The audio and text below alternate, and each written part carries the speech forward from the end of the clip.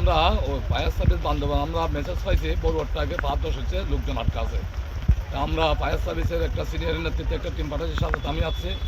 এসে দেখলাম খুব ঝুঁকিপূর্ণ অবস্থায়, লোকজন আটকা নাই, তবে দিনের বেলা হওয়াতে লোকজন সরে যেতে সক্ষম হয়েছে। কিন্তু যদি রাত্রে হয়তো অনেক লোকজন হতাহত হইতো।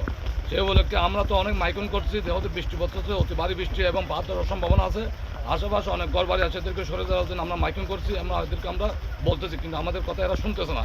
সেই উপলক্ষে আমি আজকে বান্দরবান জেলা প্রশাসক মহোদয়কে, জেলা ম্যাজিস্ট্রেট মহোদয়কে আমি ফোন করছি, উনি ব্যবস্থা নিয়ে বলছে আমাদেরকে এখানে অবস্থান করতে বলতেছে।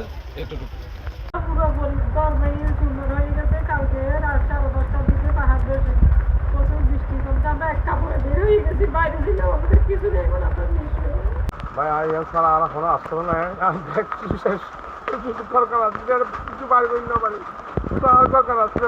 আর এখন মেরে দিলে উঠতে মেরে আই না, আর দরকার ব্যাগ জিনিস শেষ। নমস্কার, আমি সোহেল বড়ুয়া, কালাঘাটা 3 নং ওয়ার্ড বান্দরবান থেকে বলছি। আমাদের পিছনে যেটা দেখছেন এটা হচ্ছে আমাদের বাড়ি, এবং এটা হচ্ছে আনুমানিক 10টা থেকে, গতকাল রাতে আনুমানিক 10টা থেকে 10:30টার মধ্যে আমি আর আমার মা এই বাইরে ব্যালকনিতে বসেছিলাম। হঠাৎ করে দেখি বুম করে একটা আওয়াজ শুনি, দেখি যে আমাদের পুরো বাড়িটা মুহূর্তের মধ্যে আমাদের একটা নতুন বাড়ি সেটা ধ্বংসস্তূপে পরিণত হয়ে যায়, যেখানে আমাদের মোটামুটি যদি জানের ক্ষতি না হলেও আমাদের অনেক মালামালের এবং প্রচুর পরিমাণে আর্থিক ক্ষতি হয়েছে, যার পরিমাণ প্রায় 15 থেকে 20 লক্ষ টাকার মতো আমাদের এখানে ক্ষতির আমরা সম্মুখীন হয়েছি, যেটা